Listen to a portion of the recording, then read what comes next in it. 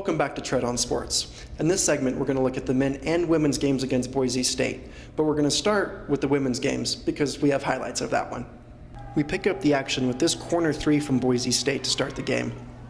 And then we'll see Michaela Burleson get the assist in transition to Rochelle Vanderkill and one. Sharice is going to deflect a pass, run out, and then get the assist from Jasa on a beautiful spin layup. A little bit later, we see Alex get a screen and knock down the jumper. And coming back down the floor, Alex again with the clean look, and this time for three. At the end of the first, it was 21-19, and Alex L. had 10 points. That game started a little bit differently for Alex L., as she got a start, along with Jasa Nunn, who was also in the starting lineup. This was a great start for Alex L., as this was her first great performance coming back from injury, and she got off to a great start. And the starter, Jasa Nunn, is going to get it started in the second quarter with a nice move from the high post. We're going to see Alex keep it going in the second with a three there, and Jasa is going to get another bucket, this time from inside the paint. Jada Bovero is going to get a nice steal here, and it's going to lead to a nice backdoor cut from Alex, and Sharice is going to get credit for the assist, and this was part of a 7-0 Lobo run. This three here from Boise State would keep them within single digits, but Rochelle Vanderkill with a great high-low pass from Keller as she lays it in. The halftime score of 44-30. In the second quarter alone, UNM would outscore Boise 14-2 in the paint, 8-0 on second chance opportunities. However, it was Boise that had the lead in offensive rebounding at 6-5. Not sure what was said at halftime, but the Broncos would get going in the third quarter as they would come out and get the first 6 points to cut the deficit to 10. However, Rochelle Vanderkill gets that bucket to go on another high-low feed, and Michaela Burleson off an offensive rebound finds Vanderkill for another bucket. Nunn beats her lady down the floor and gets offensive rebound and the points. And then watches Rochelle Vanderkill hustles down the floor, beats 54, and lays that one in. She would do that 3 consecutive times late in the third quarter. And in that third quarter, the Lobos would continue to pound it inside as they won the battle in the paint 16-10. They would take a 10-point advantage into the final frame. And I was a little bit interested to see how the Lobos would manage the fatigue and the rotation given the change with the starting lineups. Keller would get the Lobos started with a nice block in the fourth quarter, but the Broncos would get a 3 out of it.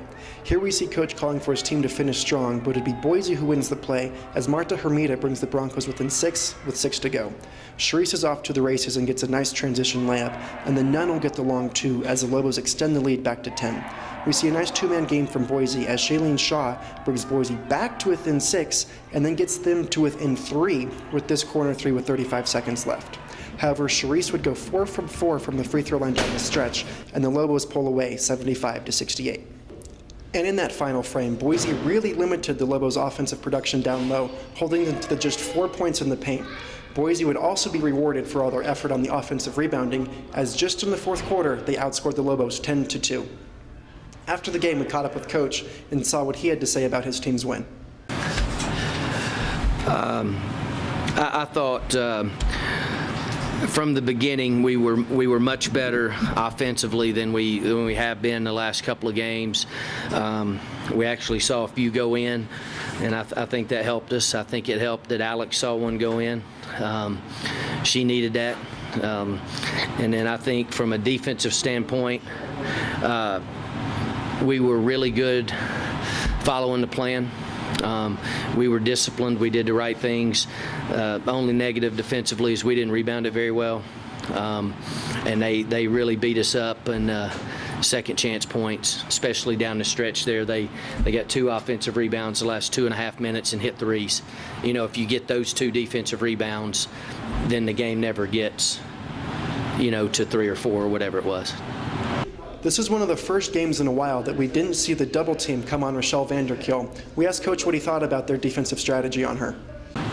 A little bit. They did do some things to try to disrupt that.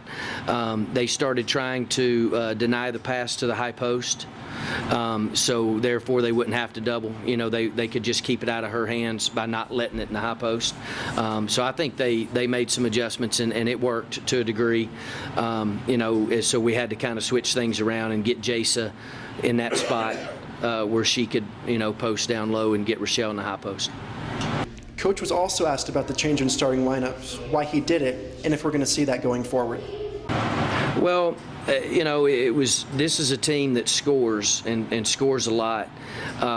So we just felt like today we had to get our 5 best offensive players out there. And I don't know that we'll do this all the time, but most of the time it's hard for us to play without KK. But we felt like tonight we were going to have to put up a pretty big number against Boise, or they'd just blow us out. Coach was then asked what kind of good feelings and emotions were coming after this bounce-back win. Yeah, this was a good win. I mean, obviously they're really good. We haven't been through the whole league yet, but they're one of the best teams, if not the best. So it was nice to get a win. We're in a brutal stretch right now of opponents and things. So it was just good for us to play well. That was the biggest thing.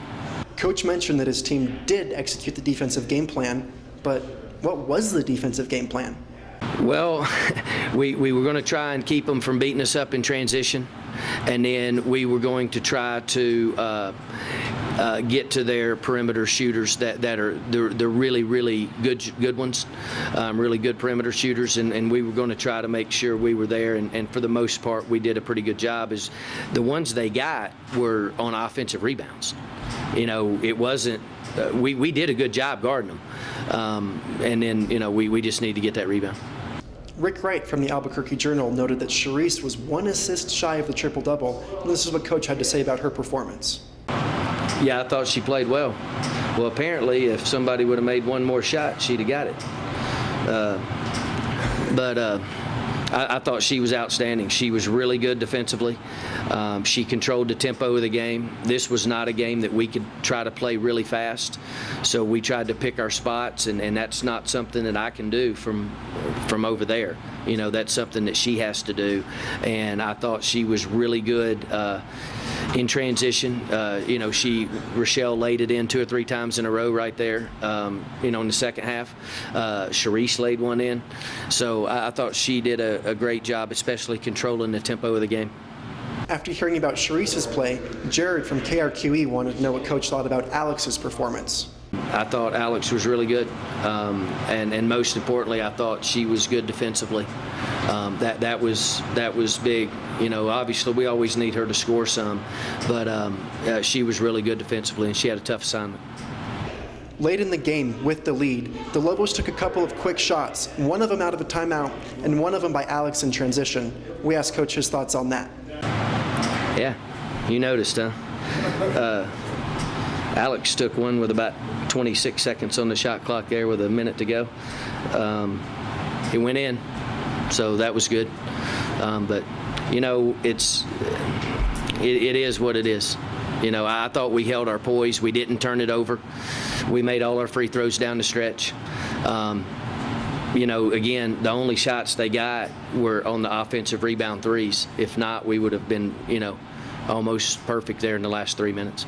The following night, it was the men's turn to play Boise, but again, this time in Idaho. The Lobos were looking to get back to above 500 in the conference. They got off to a good start, scoring the first 7 points of the game and 10 of the first 12. They would lead by as much as 20 in the opening half, but would start slow in the second, making 1 of their first 13 shots, and saw Boise climb to within 5 during that span.